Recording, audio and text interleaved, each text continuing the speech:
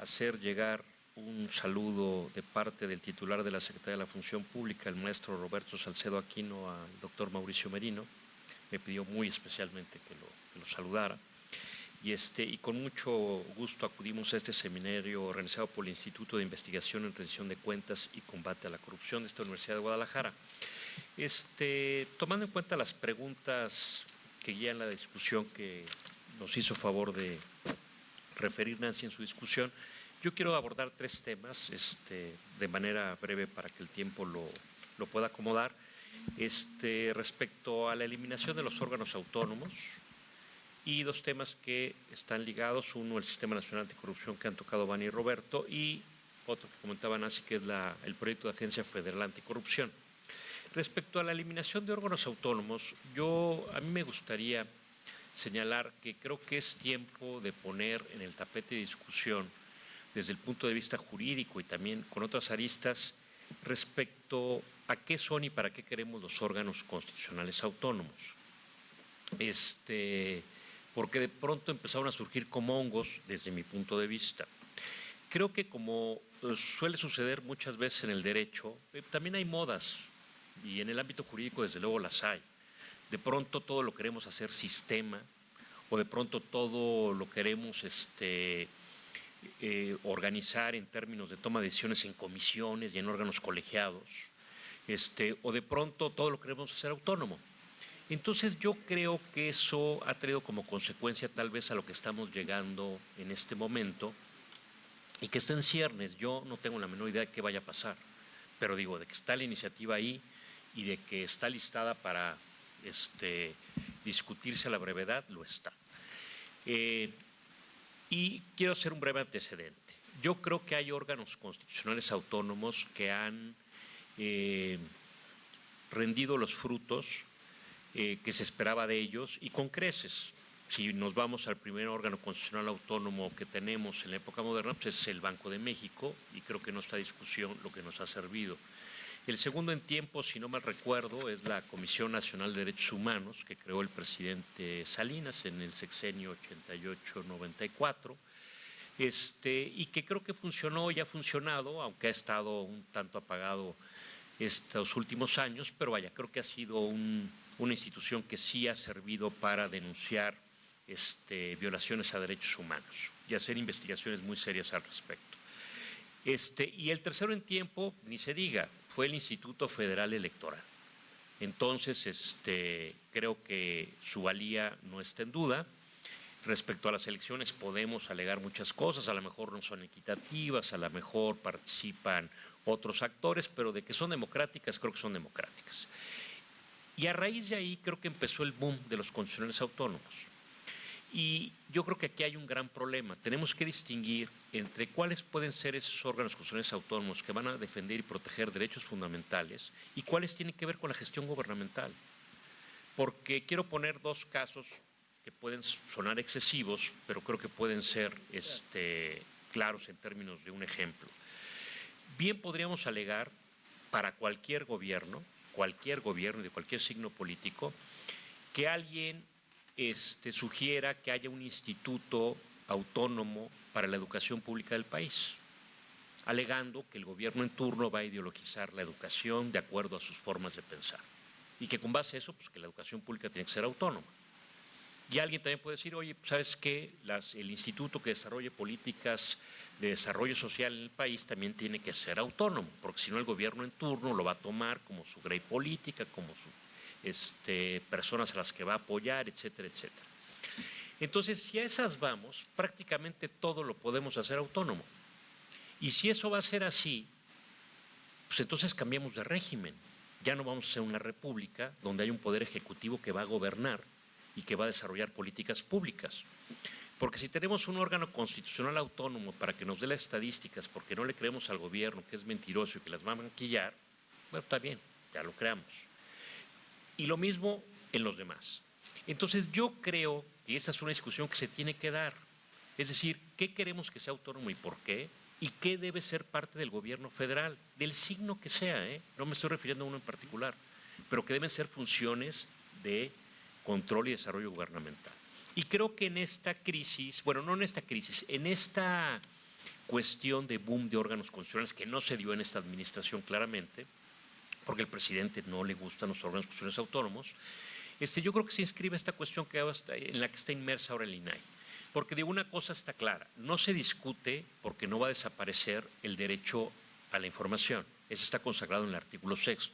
Lo que desaparece, y que es muy relevante, es eventualmente de salir adelante esta reforma, es el Instituto Garante de ese derecho. ¿De acuerdo?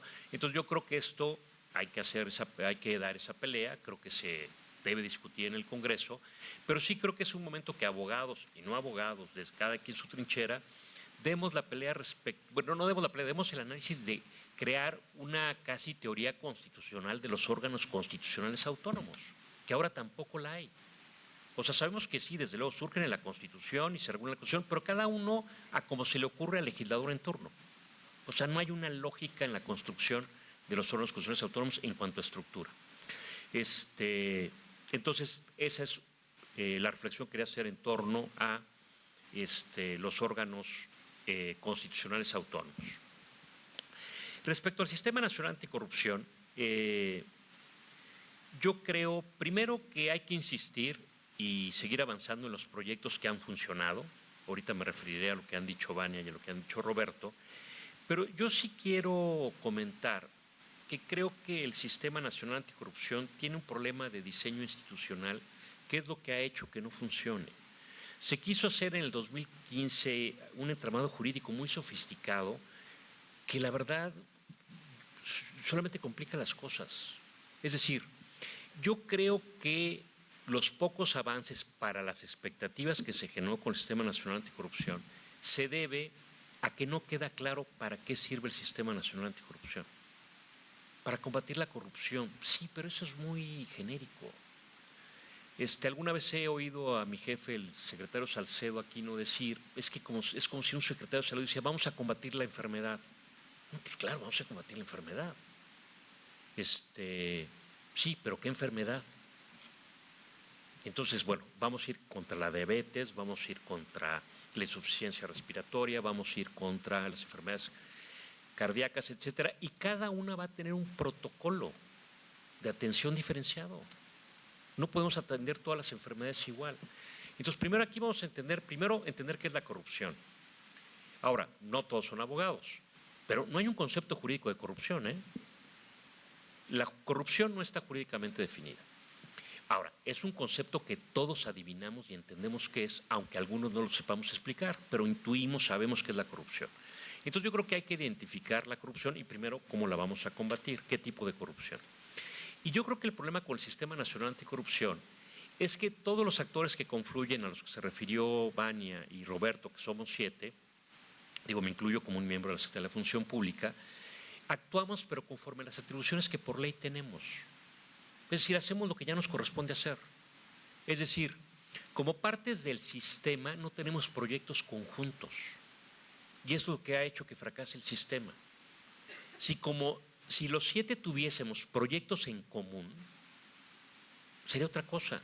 Pero entonces cada uno hace lo que le corresponde hacer, bien o mal, pero lo que le corresponde hacer. Ahora, hay proyectos muy destacables, incluso señalados en ley, que señaló Roberto. Porque la creación de la Secretaría Ejecutiva es un diseño legal, no constitucional, que se diseñó precisamente para que el sistema pudiese operar. Pero también entiendo que el trabajo de Roberto es cuesta arriba, porque por una parte tiene una Secretaría Ejecutiva, y él es un hombre muy ejecutivo, muy echado para adelante, pero de pronto cuando surge, viene con ideas a un comité coordinador donde hay 7, que ese es el comité coordinador, le dice, bueno, ¿y quién te encargó eso? ¿De dónde sacas eso? ¿No? Por una parte. Y por otra, pues él tiene que dar resultados, pero no puede actuar con esa independencia que pudiese esperarse, porque también de alguna manera el comité dice, no, pero eres secretario técnico, de alguna manera tú tienes que desarrollar lo que nosotros digamos y tomemos de acuerdo acá. Entonces quizás la figura de la CESNA es una figura que se debe rescatar, pero no como parte de una secretaría técnica de un sistema que no funciona, sino como un órgano no autónomo, pero sí descentralizado del gobierno federal, que genere políticas públicas en materia de anticorrupción y que esas políticas sean de corte transversal. El Comité de Participación Ciudadana, creo que su labor tiene mucho que perder en términos de ganar en el sistema porque no tienen con qué pelear. O sea, sí reciben un sueldo del gobierno federal, ¿no? En este tipo de figuras así muy raras que se crean en el sistema jurídico mexicano, ¿no? O sea, que sí te pago yo, pero no dependes de mí, no eres una sola, pero no tiene nada más, ¿no? No me refiero a ninguno de los actores que están ahora acá, pero cuando en el pasado alguien que presidía el Comité de Participación Ciudadana le dijo al secretario técnico, oye, es que tal, no, es que tú no eres mi jefa, no, es que sí, no, desde ahí empezaba el asunto.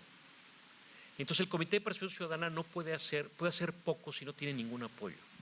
Pero no es porque no lo apoye algún secretario o algún otro titular de las dependencias que formen parte, sino no tiene ni siquiera un aparato de apoyo en cuanto a infraestructura para hacer algo. Entonces creo que de poco sirve el empuje que puedan tener si no tienen con qué hacer las cosas, salvo que se constriña a señalar. Y para señalar, pues no tienes que formar parte de un comité, porque puedes ser periodista, puedes ser parte de una ONG, o decir, no tienes que ser parte de un órgano de gobierno. Entonces yo creo que es algo que debe permanecer, pero que se debe modificar, porque creo que, repito, es un mal diseño institucional desde mi punto de vista, que me ha tocado vivirlo ahora desde la función pública, pero que tiene proyectos muy rescatables, como el que acaba de mencionar Roberto, que lo menciona la propia Ley General del Sistema Nacional Anticorrupción, la Plataforma Digital Nacional. Es decir, tener la información compartimentada como la tenemos ahora, la federal, cada uno de los estados, pues no sirve para no, hay que compartirla. La plataforma va a permitir eso. Y eso tiene que verlo uno con la Agencia Federal de Anticorrupción, que tampoco sé si va a prosperar o no. Entiendo que es un proyecto que, como ustedes saben, el ahora senador Javier Corral le presentó a la doctora Sheinbaum dijo que se iba a analizar y la ya designada próxima secretaria de la Función Pública dijo también que se iba a analizar, entonces puede ser que sí, puede ser que no. Pero tiene mucho que ver con lo que dice Roberto, porque una de las razones para las cuales crea esta Agencia Federal Anticorrupción es para tener un órgano que no existe de inteligencia contra la corrupción. Es decir, no hay un órgano ahora mismo en el Estado mexicano que tome esa información, que la analice, la explote y una vez explotada esa información se pueda aplicar algo. Porque simplemente no se puede hacer lo que decía ahorita Roberto, que ahorita ya con esa plataforma, con ese algoritmo, y de eso se trata la inteligencia, que tanto en fuentes abiertas como en fuentes cerradas puedas tú intercambiar, hacer conectar información para detectar cosas como las que acaba de decir Roberto, que ahorita no hay forma de detectar. Entonces, sí, parte de lo que pretende la Agencia Federal Anticorrupción es precisamente la inteligencia contra la corrupción. Y, por ejemplo, ahí va un proyecto que nosotros de Función Pública empujamos todo el sexenio, no salió, bueno, por lo menos los últimos 3 años, es el de alertadores contra la corrupción. O sea, los incentivos para que el ciudadano denuncie la corrupción y que eventualmente, si esto implica un peligro, pueda ser protegido también ese ciudadano. Entonces, esta cuestión de contratación y responsabilidades, inteligencia contra la corrupción y alertadores es lo que pretendería la agencia. Entonces, quizás en ese sentido sea un buen proyecto. Ahora, ya nada más finalizo con lo siguiente. A lo que mencionaba el maestro Adrián Alcalá en términos del Programa Nacional Anticorrupción, que es un programa, digamos, liderado como secretario técnico por la SEDNA y desde luego a cargo de Roberto. Son de esas cosas que no se ven. ¿Sí? Tiene un programa de implementación, decía el maestro Alcalá, sí, hay muchas líneas de acción todavía por desarrollar. Por ejemplo, yo tengo detectado que están ya participando por parte del gobierno federal, porque es la parte que nos toca coordinar a nosotros, 69 dependencias y entidades, porque no son solamente las secretarías de Estado, con 931 actividades en 123 líneas de acción. Entonces, seguramente faltan algunas por desarrollar, pero otras se están desarrollando. Y sí creo que son de esos casos que pequeñas acciones, pequeños cambios pueden ir generando grandes transformaciones. Y eso no se ve mucho y creo que también son de esos proyectos que hay que seguir impulsando, porque son pequeñas cosas. Porque luego estamos acostumbrados a reformas o a grandes acciones que también desde luego son transformadoras, pero creo que hay que insistir. O sea, terminaré diciendo, creo que el sistema es importante, pero yo sí creo que requiere una reestructuración y que las cosas que están dando resultados, que se mantengan. ¿Sí? Es cuanto. Gracias.